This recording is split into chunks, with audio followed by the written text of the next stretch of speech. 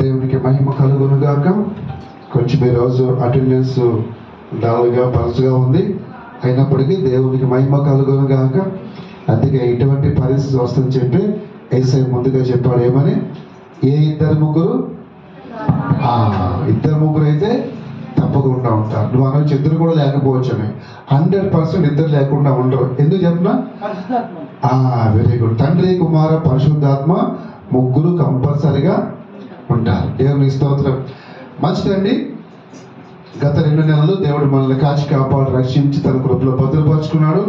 మరొకసారి మార్చి నెలలోకి దేవుడు మనల్ని ప్రవేశపెట్టాడు. అందుని బట్టి సమస్త మహిమ, ఘనత, ప్రభావం యేసయ్యకి చెల్లును గాక. మరొకసారి కూడొచ్చిన బిడ్డలందరికీ ప్రత్యేకమైన వందనాలు. అలాగే ఆశాఖ గారికి, మా సుఖదానాన్ని గారికి కూడా ప్రత్యేకమైన వందనాలు తెలియజేసుకుంటాను. దేవుడు మనల్ని దీవించును గాక. ఆమేన్. మంచి మన వర్తమానంలోకి వెళ్ళబోతున్నాం. మామూలుగా మనము కొన్ని విషయాల్లో మనం ఆనందిస్తాం, అవును కదా? కొంతమందికి కొన్ని విషయాల్లో సంతోషిస్తారు, అవునా? చూడండి, బర్త్డే జరుపుకుంటే ఏం చేస్తారు? బర్త్డే ఇంకా 3 నెలలు 4 నెలలు ఉండక ముందే వీడికి సంతోషం. నా బర్త్డే వస్తుంది అని పిల్లలు ఏం చేస్తారు? 3 నెలలకు ముందే సంతోషాన్ని వ్యక్తపరుస్తారు కదా. సో మన పిల్లల్ని బట్టి తల్లిదండ్రులు కొన్ని విషయాల్లో సంతోషిస్తారు, ఆనందిస్తారు. కొంతమంది వారి యొక్క బంగారాన్ని చూసి సంతోషిస్తారు, ఆనందిస్తారు. కొంతమంది వారికి ఉన్నటువంటి ప్రాపర్టీని చూసి, అంటే ఆస్తి పాస్తులను చూసి వారు సంతోషిస్తారు, అవునా? లోకంలో ఒక సామెత ఉంటుంది, ఎవరి పిచ్చి వారికి, విన్నారు కదా, ఎవరి పిచ్చి వారికి ఆనందం అంటారు. కానీ బైబిల్ దగ్గరికి వచ్చే వరకు అతను నడవదు అనమాట. అర్థమవుతుందండి? లోకంలో ఎప్పుడు కూడా బైబిల్లో కలవదు. బైబిల్ చెప్పేది స్పిరిచువల్గా ఉంటుంది, లోకం చెప్పేది ఫిజికల్గా ఉంటుంది. దేవుని స్తోత్రం. రకరకాల సంతోషాలు, ఆనందాలు, ఉత్సాహాలు ఉంటాయి. కానీ దేవుడికి కూడా మనసు ఉంటుంది. ఎంతమంది తెలుసు? దేవుడికి కూడా హృదయము ఉంటుంది. బైబిల్ మనము క్లియర్గా, స్పష్టంగా ఆది కాండం నుంచి ప్రకటన గ్రంథం వరకు చదివినట్లయితే చాలాసార్లు దేవుని హృదయము నొచ్చుకుందని ఉంటుంది, ఆయన హృదయము బాధపడ్డాడని ఉంటుంది. ఇలాగ అనేకమైన వచనాలు మనకి క్లియర్గా, స్పష్టంగా కనిపిస్తాయి. అయితే మరి దేవుడు ఎప్పుడు సంతోషపడతాడు, ఎప్పుడు ఆనందపడతాడు? దేవునికి స్తోత్రం. హల్లెలూయా. అమ్మ ఇక్కడికి ముందుకు వచ్చాడు. మీరు అంటే ఎవరు లేరు కదా, కొంచెం ఫ్రంట్కి వచ్చి నాకు కూడా కనిపిస్తారు. ముందుకు వచ్చాడు. బాగా బ్యాక్ అయిపోయారు, సీట్లు ఖాళీ ఉన్నాయి కదా. దేవుని స్తోత్రం. హల్లెలూయా. దేవుడు కూడా సంతోషిస్తాడు, ఆనందిస్తాడు. మన పిల్లలు మంచి పొజిషన్కి వచ్చినప్పుడు మనం సంతోషిస్తాం, ఆనందిస్తాం. వాళ్ళు చిన్నప్పటి నుంచి చదువుకుని ఒక ర్యాంక్ వచ్చి మంచి పొజిషన్కి వస్తే నువ్వు వాళ్ళని చూసి ఎంతగానో సంతోషపడతావు, అవునా? చిన్నప్పటి నుంచి నువ్వు పడిన కష్టము, వేదన, బాధ, వాళ్ళు ఒక పొజిషన్కి వచ్చిన తర్వాత వాళ్ళ ఆశీర్వాదాలు, వారి యొక్క దీవెనలు చూసి నువ్వు ఎంతగానో సంతోషిస్తావు, ఆనందిస్తావు. అవునంటారు కాదంటారా? ఈ బాధ అంతా కూడా మర్చిపోతారు. దేవునికి స్తోత్రం. అయితే దేవుడు కూడా ఆనందిస్తాడు, సంతోషిస్తాడు. ఈరోజు మనం తెలుసుకోబోతున్నాము, దేవుడు ఎవరిని చూసి ఆనందిస్తాడు, ఎవరిని చూసి సంతోషపడతాడు. సంఘానికి వచ్చిన ప్రతి ఒక్కరిని చూసి ఆయన సంతోషపడతాడా? ఆదివారం ఆరాధనకు వస్తున్నటువంటి ప్రతి ఒక్కరిని చూసి ఆయన సంతోషపడతాడా? అసలు ఎవరిని బట్టి దేవుడు సంతోషిస్తాడు అనేది ఈరోజు మనము చూడబోతున్నాం. ఒకసారి చదువుకుందాం. కీర్తన గ్రంథము 37వ కీర్తన 23వ వచనము, 37వ కీర్తన 23వ వచనము. చదువునక. ఒకని నడత యెహోవా చేతనే స్థిరపరచబడును. వాని ప్రవర్తన చూచి ఆయన ఆనందించును. దేవునికి స్తోత్రం. హల్లెలూయా. ఏమి చూసంట? వాని ప్రవర్తన చూచి. ఉందా? వాని ప్రవర్తన చూసి. గమనించండి. వాని బంగారము చూసి ఉందా? చెప్పాలా? వాని యొక్క జ్ఞానము చూసి ఉందా? వాని యొక్క తెలివితేటలు చూసి అని ఉందా? వాడు వేసుకున్నటువంటి మంచి డ్రెస్సును బట్టి అనుందా? వాడుకున్నటువంటి మంచి పొజిషన్ బట్టి అనుందా? దేన్ని చూసంట? దేన్ని చూసి? మంచి ప్రవర్తన. దేవుని స్తోత్రం. హల్లెలూయా. అంటే దేవుడు దేనిని చూసి ఆనందిస్తాడు, దేవుని చూసి సంతోషపడతాడంటే నీ ప్రవర్తన చూసి మాత్రమే. దేవుని స్తోత్రం. అంటే మనము ఎలా ఉండాలంటే మన ప్రవర్తన ద్వారా దేవుణ్ణి సంతోషపెట్టాలి. దేవుడికి ఏదో ఇచ్చి మనము సంతోషపెట్టడం కాదు. లేకపోతే నీ హోదాను, నీ పలుకుబడిని, నీ స్థితిని చూసి ఆయన సంతోష పడడు.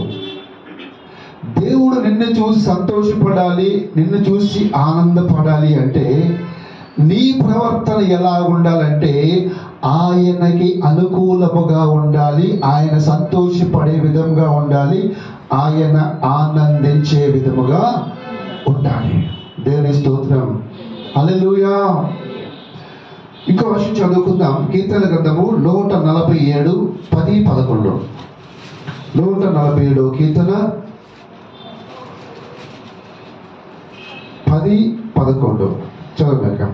గుర్రముల బలమునందు ఆయన సంతోషించడు. నరుల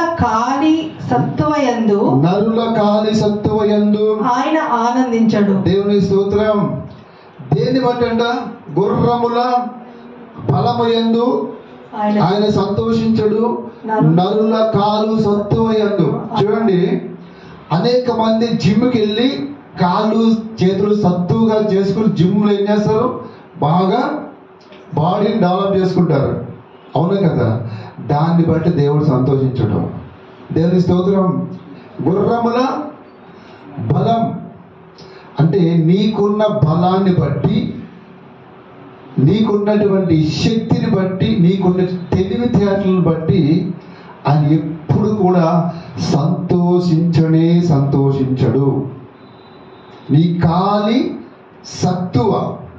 అవునా? కొంతమంది స్ట్రాంగ్గా ఉంటారు బాడీ కదా. నీకున్న స్ట్రాంగ్ బాడీని బట్టి ఆయన సంతోషించడు. దేవుని స్తోత్రం. నువ్వు రన్నింగ్ రేస్లో పరిగెట్టి గోల్డ్ మెడల్ సంపాదించుకున్నా కూడా ఆయన సంతోషించడు. నీకు దేంట్లో గోల్డ్ మెడల్ రావాలంటే దేవుని వాక్యంలో రావాలా, నీ ప్రవర్తనలో రావాలా. దేవుని స్తోత్రం. హల్లెలూయా. దేన్ని బట్టి సంతోషిస్తాడో చూద్దాం. కింద వర్షం చదువుకుందాం. తన యందు భయభక్తులు గల వారి యందు తన కృప కొరకు కనిపెట్టు కనిపెట్టుకుని వారి యందు యెహోవా ఆనందించువాడే. దేవునికి స్తోత్రం. హల్లెలూయా. ఎవరైతే దేవుని పట్ల భయభక్తులు కలిగి ఉంటారో, భయభక్తులు కలిగిన వారి యందు దేవుడు సంతోషిస్తాడు, వారి యందు దేవుడు ఆనందిస్తాడు. హల్లెలూయా. అంత మాత్రమే కాదు, తన కృప కొరకు కనిపెట్టుకునే వారి యందు ఆయన ఆనందిస్తాడు. హల్లెలూయా. ఎవరైతే దేవుని యొక్క కృప కొరకు, యేసయ్య కృప కొరకు ఎదురు చూస్తూ ఉంటారో వారి యందు దేవుడు ఆనందిస్తాడు. అంత మాత్రమే కాదు, వారి యందు ఆనందించి దేవుడు వారిని చూసి వారి యొక్క జీవితాన్ని దేవుడు మారుస్తాడు. హల్లెలూయా. బైబిల్లో కొన్ని ఉదాహరణలు మనం చూసుకున్నట్లయితే, ఒక నడువంగిపోయిన స్త్రీ ఉంటుంది. ఒక నడువంగిపోయిన స్త్రీ 18 సంవత్సరాల నుంచి, ఎప్పటి నుంచి 18 years నుంచి నడువంగిపోయింది. అయినప్పటికీ నడువంగిపోయి అలాగే మందిరానికి వస్తా ఉంది. ఎందుకు తెలుసా? ఏనాడైనా యేసయ్య నా మీద కృప చూపించకపోతాడా, నా నడుము మంచిగా అయిపోకపోతుందా అని ఏం చేసిందామే 18 years నుంచి కృప కొరకు కనిపెట్టుకుంటా ఉంది. ఆ నడువంగిపోయి మందిరానికి వస్తా ఉంది. దారిలో అనేక మంది అంటున్నారు, ఎందుకు వెళ్తావు ఇక నువ్వు? యేసయ్య వెళ్తావు, ఎందుకు వెళ్తున్నావు? నీ నడుము అలాగే ఉంది, నీ జీవితం అలాగే ఉంది, అంత అవసరమా నీకు నడువంగిపోయి వెళ్ళిపోవడము? దారిలో అనుండరండి. హల్లెలూయా. కానీ ఆమె చెప్పుంటది, లేదయ్యా, నా యేసయ్య నన్ను స్వస్థపరుస్తాడు, నా యేసయ్య నన్ను విడిపిస్తాడు. ఎందుకంటే ఆయన కృపామయుడు, జాలిగల దేవుడు. నాకు ఒక సమయం వచ్చినప్పుడు తప్పకుండా ఆయన నన్ను విడిపిస్తాడయ్యా అని ఆమె ఎలా వచ్చిందంటే, దేవుని యందు భయభక్తులు కలిగి ఆయన కృప కొరకు కనిపెట్టుకుంటా వచ్చింది. కృప కొరకు కనిపెట్టుకుంటా వచ్చింది. ఒకరోజు యేసయ్య రానే వచ్చాడు. దేవుని స్తోత్రం. హల్లెలూయా. ఇప్పుడు యేసయ్య వచ్చి ఎవరిని చూశాడంటే, ఫ్రంట్ సీట్లో కూర్చున్న విఐపీలను చూడలేదు. హల్లెలూయా. బ్యాక్ సైడ్ కూర్చుని ఎక్కడో లాస్ట్లో కూర్చుని నడివంగిపోయి మూల ఎక్కడో కూర్చుంది. అమ్మా నువ్వు ఎక్కడికి? దేవునికి స్తోత్రం. నేనే నీ దగ్గరికి వస్తా. ఎవరి దగ్గరికి వెళ్ళానండి? ఎవరైతే యేసయ్య కృప కొరకు ఎదురు చూస్తా ఉన్నారో యేసయ్య కళ్ళు ఆమెనే చూశాయి. దేవునికి స్తోత్రం కలుగును గాక. హల్లెలూయా. దేని కొరకు మందిరానికి రావాలి తెలుసా? ఆయన కృప కొరకు. దేని కొరకు? ఎస్, ఆయన కృప కొరకు కనిపెట్టుకుంటూ రావాలా.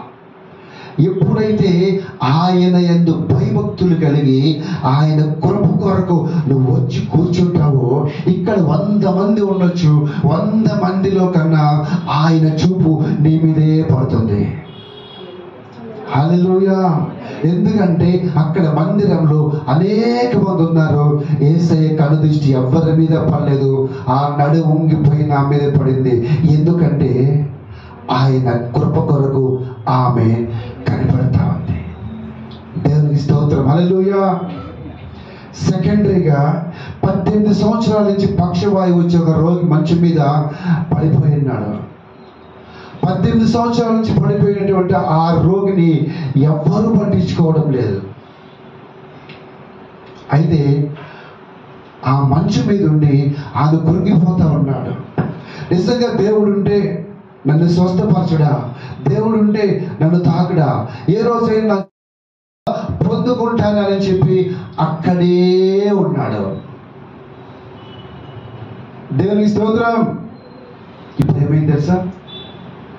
కృప కొరకు కనిపెట్టుకునే వారి దగ్గరికి దేవుడు దూతను పంపించడు, డైరెక్ట్ గా యేసయ్యే వచ్చేస్తాడు. హల్లెలూయా. అర్థమవుతుందండి? ఇప్పుడు 8 సంవత్సరాల నుంచి నడువంగిపోయి వస్తా ఉంది కదా, అక్కడ నుంచి 18 సంవత్సరాలు చాలా ఆమె దగ్గరికి ఎవరు వచ్చారు?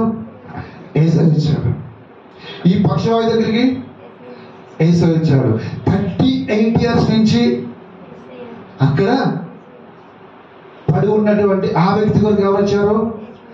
యేసయ్య వచ్చాడు. వీళ్ళ ముగ్గురులో ఉన్నటువంటి బెస్ట్ క్వాలిటీ ఏంటంటే కనిపెట్టుకున్నారు ఆయన కృప కొరకు. దేవునికి స్తోత్రం కలుగునుగా. హల్లెలూయా. వారి యందు దేవుడు ఆనందించాడు. ఎందుకు? నా బిడ్డలు నా కృప కొరకు కనిపెట్టుకున్నారు. వీళ్ళ దగ్గరికి నేను గాబ్రియేలును పంపను, అర్థమవుతుందా? వీళ్ళ దగ్గరికి నేను మిఖాయేలుని పంపను, వీళ్ళ దగ్గరికి నేను రఫాయేలుని పంపను. ఎవరిని పంపిస్తారంటే నేనే వెళ్తా వీళ్ళ దగ్గరికి. దేవునికి స్తోత్రం, హల్లెలూయా.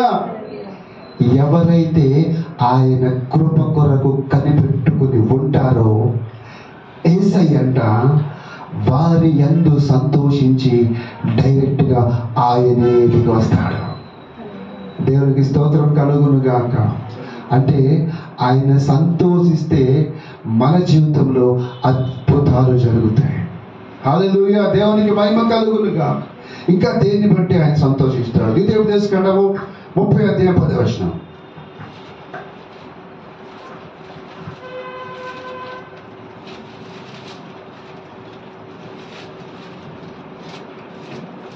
ద్వితీయోపదేశకాండము 30:10.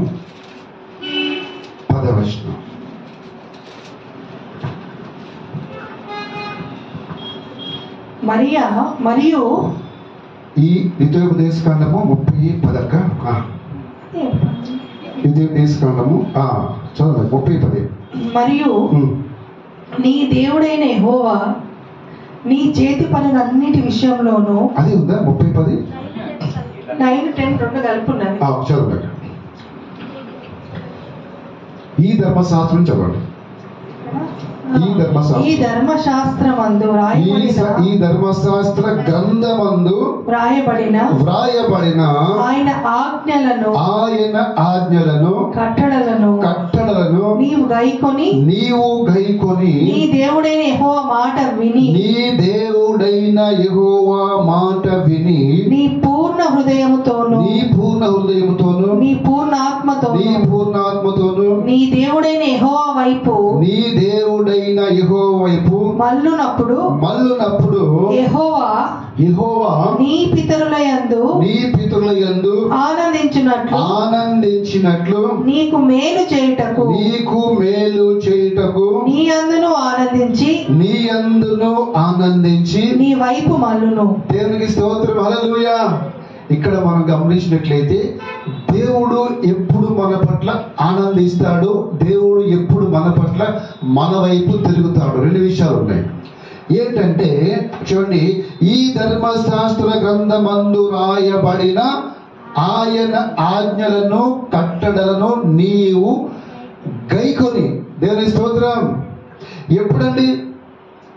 ఎప్పుడైతే వాక్యాన్ని గైకుంటావో, వాక్యానుసారంగా నువ్వు జీవిస్తావో, ఈ వాక్యానికి రెస్పెక్ట్ ఇచ్చి ఈ వాక్యం నాదే, దేవుడు నాతో మాట్లాడుతున్నాడు అని ఆ వాక్యాన్ని నువ్వు తీసుకుని ఈ వాక్యానుసారంగా నువ్వు సరి చేసుకున్నప్పుడు, ఆయన ఆజ్ఞలు కట్టడలు నువ్వు తెలుసుకుని దాని ప్రకారము ముందుకు వెళ్ళినప్పుడంట దేవుడు చెప్పాలా నీ యందు ఆనందిస్తాడు.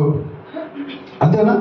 అంతేగాని ఆదివారం బైబిల్ పట్టుకుని వచ్చేస్తే చెప్పండి అమ్మా లేరా, ఆదివారం బైబిల్ తీసుకొచ్చి కూర్చుని ఇక్కడ పెట్టేసి మళ్ళీ ఇంటికి వెళ్ళిపోకుండా బయలు అక్కడ పాడేసి యథా రాజా తదా ప్రజ.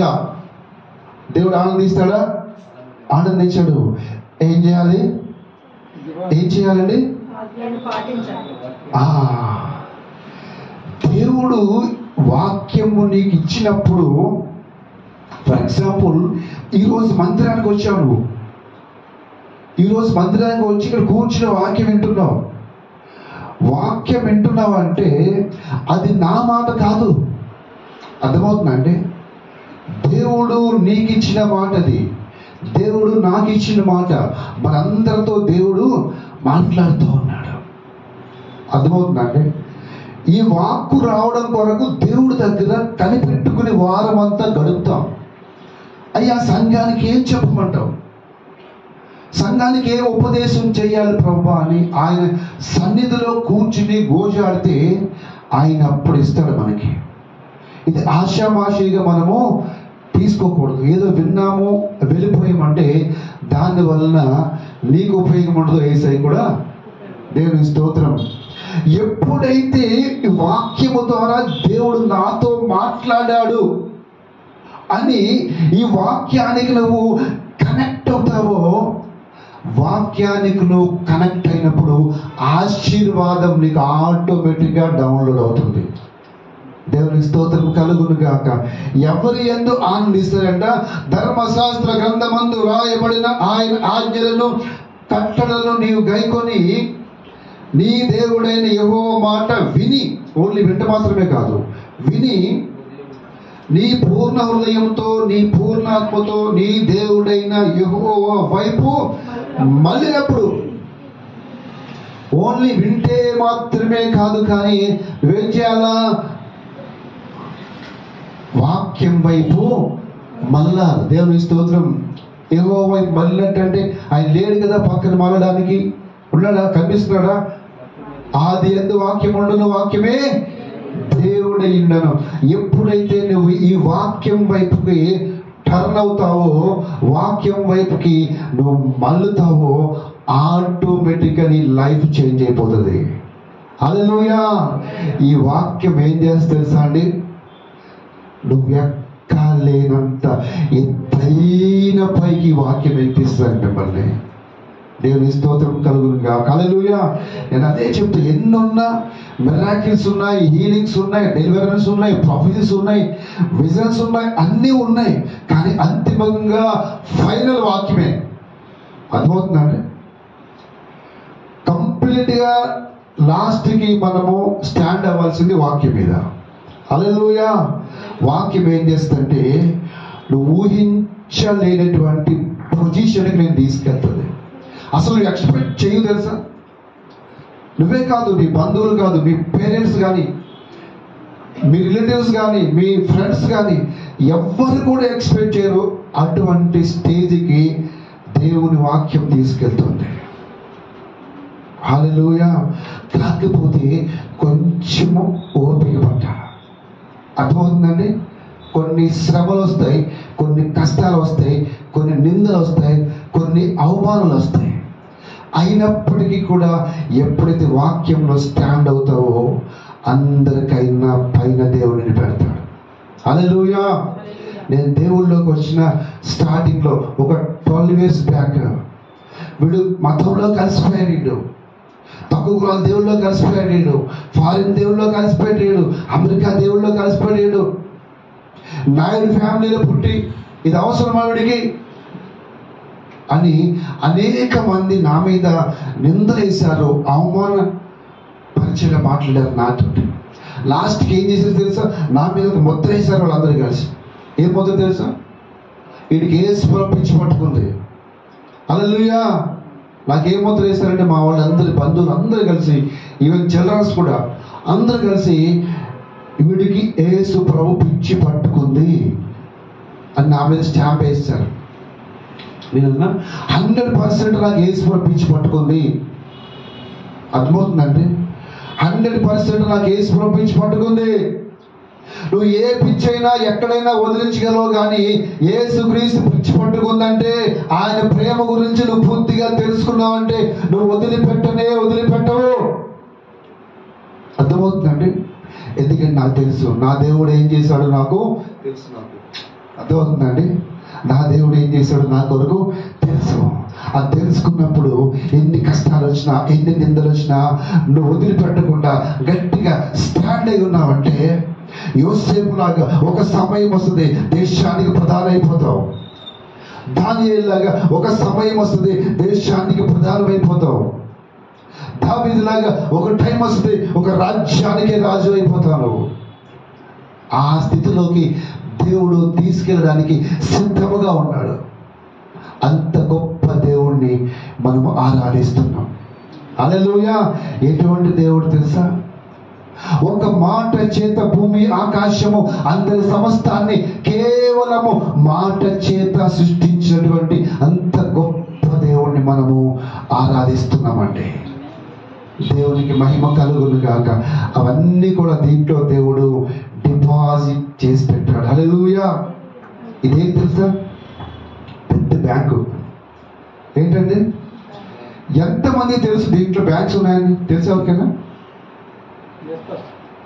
నిజం అండి, జోక్ కాదు. ఎప్పుడైనా చెప్పమంటే నాకు రివీల్ చేయండి, నేను చూపిస్తా. బ్యాంక్స్, దీంట్లో బ్యాంక్స్ ఉన్నాయి. తెలియదు కూడా మీకు కదా. బ్యాంకులు ఉన్నాయి దీంట్లో. హల్లెలూయా. ఏటీఎంస్ ఉన్నాయి. జోక్గా నిజంగా ఉన్నాయి. చూపిస్తా, వాక్యానుసారంగా చూపిస్తా. అవి ఎలా తెలుసా? వాటికి అన్నిటికీ కూడా లాకర్స్ ఉంటాయి. హల్లెలూయా. ఏముంటాయి? ఎస్, లాకర్స్ ఉంటాయి. ఆ లాకర్ నీకు తెలిసినప్పుడు ఆటోమేటిక్గా అది ఓపెన్ అయిపోద్ది. హల్లెలూయా. దేవుడు మహాకృపను బట్టి చాలాసార్లు లాకర్స్ ఓపెన్ చేశాను నేను. అర్థమవుతుందండి? కష్ట పరిస్థితుల్లో ప్రభువా ఇప్పుడు ఎలాగా, నాకు కావాలి ప్రభువా, ఇప్పుడు ఎలాగ, ఏం చేస్తావు? ఇదిగో ఈ వాగ్దానం ఇచ్చావు కదా, ఈ వాగ్దానం ప్రకారము నాకు ఇప్పుడు డోర్ ఓపెన్ చేయి. దేవుని స్తోత్రం. సడన్ గా మెసేజ్ వస్తుంది నాకు, ఫోన్పేలో 5,000 వస్తుంది. హల్లెలూయా. దేవునికి స్తోత్రం. ఎందుకు తెలుసా?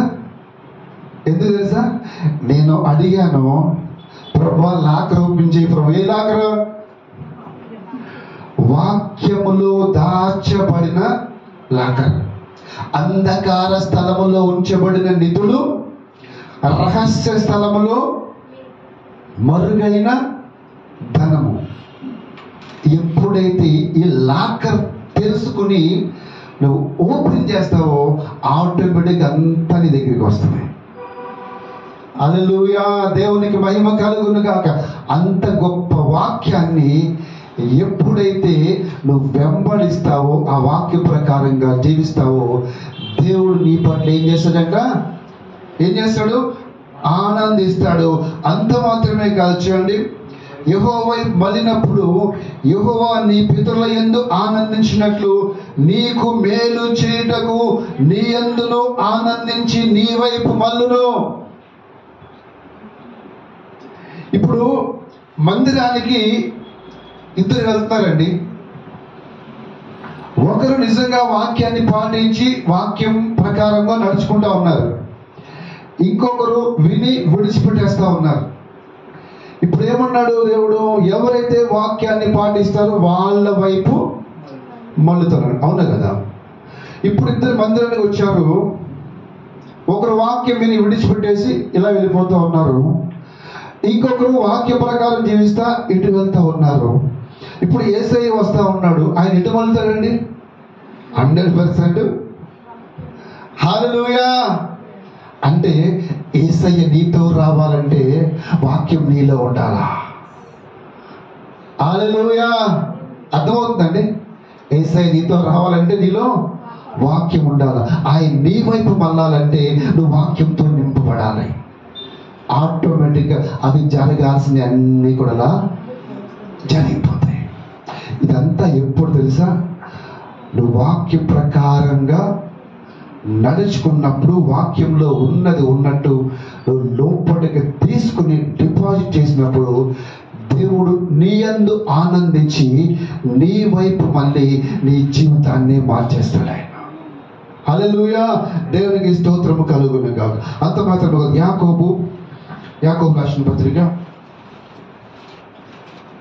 టైం అయింది కాబట్టి మనము యాకోబు రాసిన పత్రిక 5:19-20 స్తోత్రం వెళ్ళిపోదాం. యాకోబు రాసిన పత్రిక 5:19-20 వరకు.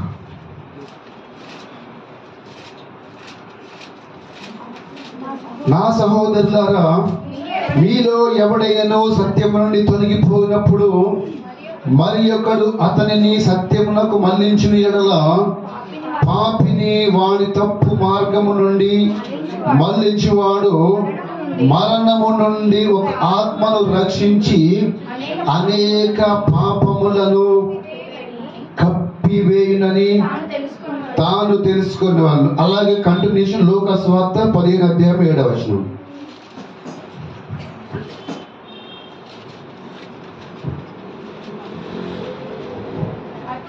అటువలే మారు మనసు అక్కరలేని 99 మంది నీతిమంతుల విషయమై కలుగు సంతోషము కంటే మారు మనసు పొందు ఒక్క పాపి విషయమై పరలోకమందు దేవుని స్తోత్రం.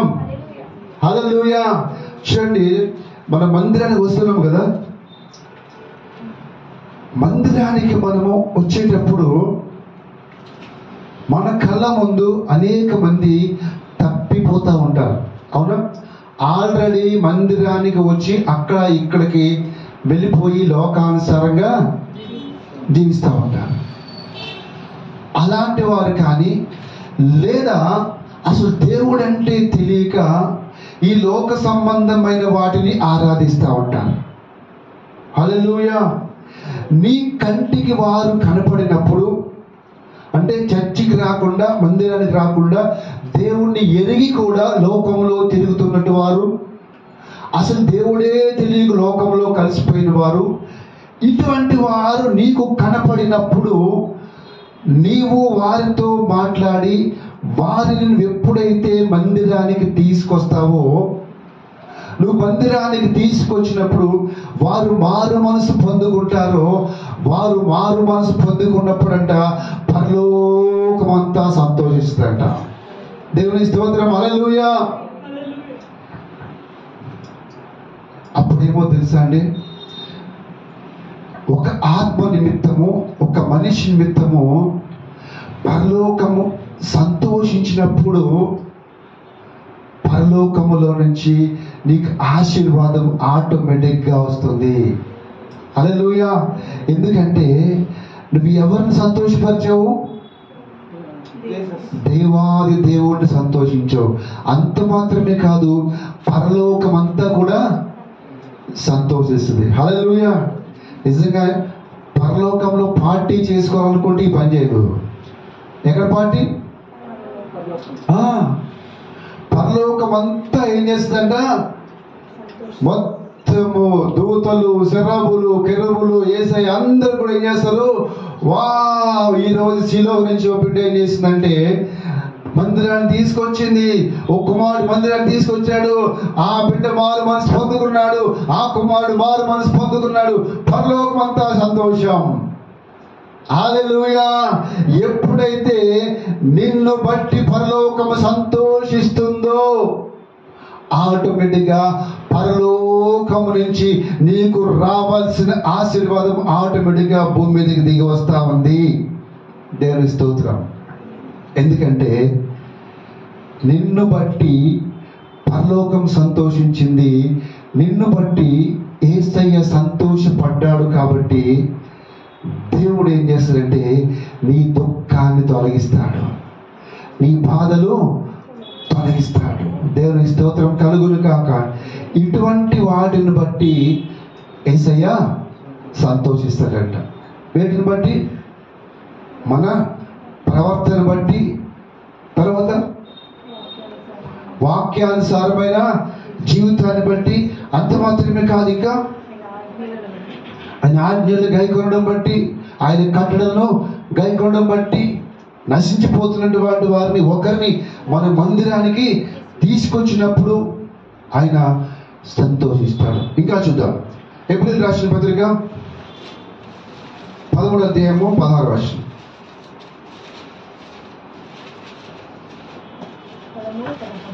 ఎబ్రీయులకు రాసిన పత్రిక 13వ అధ్యాయము 16వ వచనం అండి. మీ పైని నాయకులుగా ఉన్నవారు, ఎబ్రీయులు 13:16 చదవక. ఉపకారమును ధర్మమును చేయ మరచిపోకుడి, ధర్మమును చేయ మరచిపోకుడి. అట్టి యాగములు దేవునికి ఇష్టమైనవి. దేవునికి స్తోత్రం. హల్లెలూయా. ఏంటి దేవునికి ఇష్టం అంటే ఉపకారము, ధర్మము చేయడము. ఇక్కడ మనం గమనించాల్సిన విషయం ఏంటంటే, ప్రియ దేవుని బిడ్డలారా, కొంచెం డీప్గా వెళ్ళినట్లయితే చూడండి, ఉపకారమును ధర్మమును చేయ మర్చిపోకుడి. అట్టి ఏంటండి? అట్టి యాగములు. ఇది గుర్తుపెట్టుకోవాలా? అట్టి యాగములు. యాగములు అంటే మామూలుగా బయట యాగం చేసినప్పుడు అనేకమైనటువంటి ధూప దీప నైవేద్యం అన్నీ తీసుకొస్తారు. అనేకమైన ఖర్చు పెట్టి అక్కడ యాగం చేస్తారు. తెలుసా మీకు? అంటే విడుదల పొందుకోవడం కోసం అనేకమైనవి తీసుకొచ్చి యాగం చేస్తారు, దాంట్లోంచి విడుదల పొందుకోవడానికి. నువ్వు చేసిన ఉపకారము, నువ్వు చేసిన ధర్మము ఎలాంటిదంటే ఒక పెద్ద యాగం లాంటిదంట. హల్లెలూయా. అది మర్చిపోవద్దని చెప్తున్నాడు. ఉపకారము ధర్మము చేయడము మర్చిపోకూడదు. హల్లెలూయా. సాధారణంగా మనం ఏం చేస్తామంటే, ఈరోజు మీకు ఒక బైబిల్లో నుంచి ఒక మీకు కీవర్డ్ ఇస్తాం. కీ అనందులు తాళపు చేయి. ఉపకారము ధర్మము చేయడం మర్చిపోకండి, ఇది దేవునికి ఇష్టమైనది. అవునా? నువ్వు వెళ్తున్నావు, ఒక వ్యక్తిని కనపడ్డాడు, బయట ఎక్కడో కూర్చుని భిక్షం ఎత్తి అడుక్కుంటున్నాడు. ఎక్కడైనా కావచ్చు, ఇక్కడ కావచ్చు, సికింద్రాబాద్ కావచ్చు, లేకుంటే ఎక్కడికైనా ట్రైన్కో బస్కో ఎక్కడో వెళ్తున్నావు. వెళ్ళేటప్పుడు అక్కడ వ్యక్తి కూర్చుని, అయ్యా నేను భోజనం చేసి 2 రోజులు అయిందయ్యా, టిఫిన్ చేసి వారం అయిందయ్యా, అయ్యా టిఫిన్ చేయాలయ్యా, భోజనం చేయాలయ్యా, ఏమంటే సహాయం చేయండి అయ్యా అని అడిగాడు. అడిగినప్పుడు ఏం చేస్తామండి? 1 రూపీ కాయిన్ ఎక్కడ ఉంది? 2 రూపీస్ కాయిన్ ఎక్కడ ఉంది? 5 రూపీస్ కాయిన్ ఎక్కడ ఉంది? ఏం చేస్తాము? మొత్తం ఈ జేబులో లేకపోతే ఈ జేబులో ఉందా 1 రూపీ కాయిన్? ఇది ఈ జేబులో ఉందా 1 రూపీకి 2 రూపీస్ కాయిన్? లేదు. పోనీ అంత కాకపోతే మా అయితే 5 రూపీస్ 10 రూపీస్ తీసి వేస్తాం. హల్లెలూయా. మీకు ఎంతమందికి కావాలి? కీ కావాలద్దా? ఒక కీ ఇస్తాం ఈరోజు మీకు, తాళం చేయి, లాకర్ ఓపెన్ అయిపోతాయి, హెవెన్లీ లాకర్. హల్లెలూయా. ఆ వ్యక్తి ఇది వాక్యాన్ని నెరవేర్చినట్టు. ఆ వ్యక్తి అయ్యా నేను భోజనం చేయలేదు అని ఫర్ ఎగ్జాంపుల్ అడిగాడు అనుకోండి, ఏం చేయాలి తెలుసా? వెళ్ళి ఏం తింటావు నువ్వు?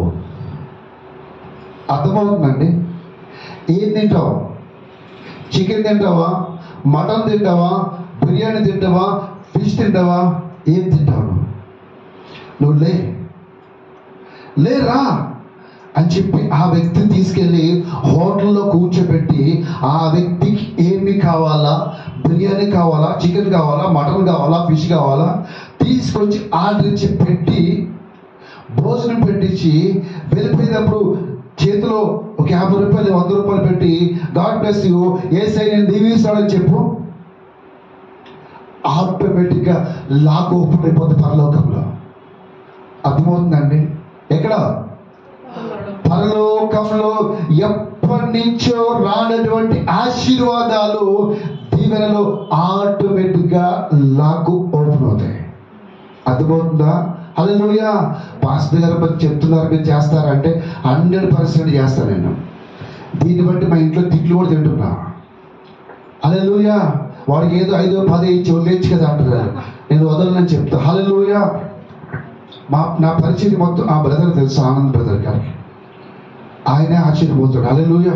నేను వదిలిపెట్టదండి. టిఫిన్ చేయాలా, ఏం తింటాం? అది ఏది తీసుకొచ్చి పెట్టేయడం కాదు. ఇడ్లీయా, దోశ, వడ, ఏం తింటాం? అర్థమవుతుందా? ఒక్కొక్కసారి హోటల్లో వాళ్ళకి నాకు గొడవ అవుద్ది. ఆ రోడ్డు మీద తీసుకొచ్చి ఇక్కడ కూర్చోపెడతారంటే సార్ మీరు అంటాడు. ఆయన కూడా మనిషే. అర్థమవుతుందా? ఆయన కూడా ఒక మనిషే. పెట్టండి ఆయనకి. దగ్గరుండి టిఫిన్ చేయించి టిఫిన్ పెట్టి అయిపోయిన తర్వాత జేబులోంచి మళ్ళీ అమౌంట్ తీసి చేతిలో ఇచ్చి యేసయ్యని ప్రేమిస్తామని చెప్తా. హల్లెలూయా. ఇది దేవుడికి ఇష్టమైన యాగం. హల్లెలూయా. నేను మందిరానికి పోతున్నా, ఆదివారం వస్తున్నా, శుక్రవారం పోతున్నా, శుక్రవారం వస్తున్నా. హల్లెలూయా. ఏమైనా పాటిస్తున్నావా? ఏమైనా పాటిస్తున్నారండి? లేదు. హల్లెలూయా. యాక్చువల్గా చెప్పాలంటే ఇలా చాలా ఉన్నాయి. మా ఇంట్లో వాళ్ళు ఏం చేస్తారు తెలుసా? నా అలమారు తాళం ఎవరికి నా దగ్గర పెట్టుకుంటారు. అలమారు తీసినప్పుడు మా పాస్టర్ అంటది, మొన్నటి దాకా బట్టలు పైన ఆకు ఉండాలి, ఇప్పుడు తగ్గిపోయి ఏంటంటది. దేవుని స్తోత్రం. హల్లెలూయా. ఎందుకు? ఏం చేస్తాను తెలుసా? తెలియకుండా నా బ్యాగ్లో పట్టుకెళ్ళి ఎవరైతే పాపం లేకుండా ఉన్నారో వాళ్ళకి ఇచ్చేస్తా. ఒకసారి ఇలాగే మీటింగ్కి వెళ్ళి వాక్యం చెప్తుంటే ఓ పాస్టర్ అన్నాడు, బ్రదర్ మీ కోటు బాగుందని. వేసుకుంటారంటే బాగోదు లేదు తీసుకోండి చెప్పి వేసి వెంటనే ఆయనకి ఇచ్చేసి ఇంటికి వచ్చేసాను. కోట్ ఏదని అడిగారు వాళ్ళు. బ్యాగ్లో ఉంది, ఎక్కడ పోతుంది కోటు? దేవునికి స్తోత్రం కలుగును గాక. హల్లెలూయా. ఇదేంటి తెలుసా? దేవునికి ఇష్టమైన యాగం. ఇది కోరుకున్నాడు దేవుడు. నిజంగా ఇటువంటి ప్రేమను సంఘానికి నువ్వు చూపిస్తే, ఇటువంటి ప్రేమను ఈ సొసైటీకి నువ్వు చూపిస్తే, యేసయ్య ప్రేమ ఏంటంటో ఈ సొసైటీ తెలుసుకుంటూ ఉంటుంది. ఈ సొసైటీ ఇప్పుడు క్రిస్టియానిటీ అన్నా, సేవకులన్నా, విశ్వాసులన్నా ఒక నవ్వుల పాలుగా ఉంది అందరికీ. ఆ రీల్స్, కామెంట్స్, షార్ట్స్ ఇవన్నీ చూస్తే పిచ్చి పిచ్చిగా చేస్తున్నారు అక్కడ. అవునా? నిజంగా ఇటువంటి ప్రేమ చూపెట్టాడు మీరు. ఇటువంటి ప్రేమను చూపిస్తే నీకు వాళ్ళు సలాం అంటారు, గులాం కొడతారు వాళ్ళు. అవునా కదా? దేవుడు ఎక్స్పెక్ట్ చేసేది కూడా ఇదే. ఏం మర్చిపోద్దు అన్నాడు? ఉపకారమును ధర్మము. ఏదో నామకి వస్తే ఇలా కాదు. అర్థమవుతుందండి? హల్లెలూయా. నా కూడా వస్తే మా మదర్ డబ్బులు వేసినా, మా పాస్టర్ గారు డబ్బులు వేసినా ఎంత వేసావు అడుగుతాను నేను. నీతో వస్తే ఇదే తలనొప్పి అంటారు వాళ్ళు. హల్లెలూయా. నీతో వస్తే ఇదో తలనొప్పి, ఉన్నదంతా ఇచ్చేయమంటావు, మాకు వద్దా ఛార్జీలకి అంటారు వాళ్ళు. మొత్తం ఇచ్చేస్తే నీ గురించి చేసే కారు పంపిస్తాడు. దేవునికి స్తోత్రం కలుగును గాక. అలాగా నేను అర్ధరాత్రి 12 గంటలకి నడి రోడ్డు మీద, దిక్కు లేని స్థితిలో నడు రోడ్డు మీద నిలబడి నేను ఉంటే, మీరు నమ్మండి నమ్మకపోండి, డైరెక్ట్గా కారు వచ్చి నా ముందు ఆగింది అనేక సార్లు. ఎక్కడికి వెళ్ళాలి పాస్టర్ గారు? నేను ఎక్కడికి వెళ్ళాలో అక్కడికి ఇంటి దాకా తీసుకెళ్ళి వదిలిపెట్టారు. దేవుడు అన్యాయస్తుడు కాదండి, మర్చిపోయే దేవుడు కాదండి. ఆయన పేరు మీద ఏ కొంచెం ఫెయిత్, ఏ కొంచెం విశ్వాసం నువ్వు చూపించిన దానికి దేవుడు నూరంతల ప్రతిఫలాన్ని ఇస్తాడండి ఆయన. హల్లెలూయా. దేవుడు ఏమి కోరుకోడు తెలుసా? ఒకసారి చూద్దాం.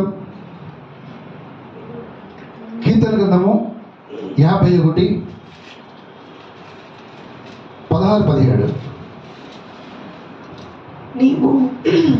నీవు బలిని కోరువాడవు కావు. నీవు బలిని కోరువాడవు కావు. కోరిన ఎడల నేను అర్పించదను. దహన బలి నీకు ఇష్టమైనది కాదు. దేవుడు ఏంటంటే మేకలు, కోళ్ళు ఏదో నీ నుంచి ఆయన ఎక్స్పెక్ట్ చేయడం లేదు. అర్థమవుతుందండి? దహన బలులు అవి ఇవి ఎక్స్పెక్ట్ చేయడం లేదు. ఇప్పుడు నీ నుంచి దేవుడు ఏమి ఎక్స్పెక్ట్ చేస్తాడంటే, చదవండి. విరిగిన మనస్సే దేవునికి ఇష్టమైన బలులు. దేవా విరిగి నలిగిన హృదయమును నీవు అలక్ష్యము చేయవు. దేవునికి స్తోత్రం. హల్లెలూయా. దేవుడికి ఏది ఇష్టం అంటే విరిగి నలిగిన హృదయము. హల్లెలూయా. ఎవరైతే విరిగి నలిగిపోయి ఉంటారో, ఇబ్బందుల్లో, కష్టాల్లో, బాధల్లో దేవుడే నాకు సహాయం చేస్తాడు, దేవుడే నన్ను ఆదరిస్తాడు, దేవుడే నన్ను ఆదరిస్తాడని చెప్పి ఎవరైతే దేవుడి కొరకు కనిపెట్టుకుని విరిగి నలిగిపోయిన హృదయంతో ఎదురు చూస్తూ ఉంటారో వారంటే దేవుడికి ఇష్టం అంట. హల్లెలూయా. దేవుడు ఏం చేస్తాడంటే వారి పట్ల కృప చూపించి వారి జీవితాన్ని ఉన్నతమైన స్థానంలో తీసుకుని వెళ్తారు. హల్లెలూయా. ఇంకా కొంచెం ముందుకెళ్తే ముగించేస్తున్నాను, ఇంకా చాలా స్క్రిప్చర్స్ ఉన్నాయి కాబట్టి సమయం తక్కువ ఉంది. ఒకవేళ ఇది నిజంగా చాలా ప్రాముఖ్యమైన వచనం, గుర్తుపెట్టుకోండి. దేవుడు నిజంగా నీ యందు ఆనందిస్తే,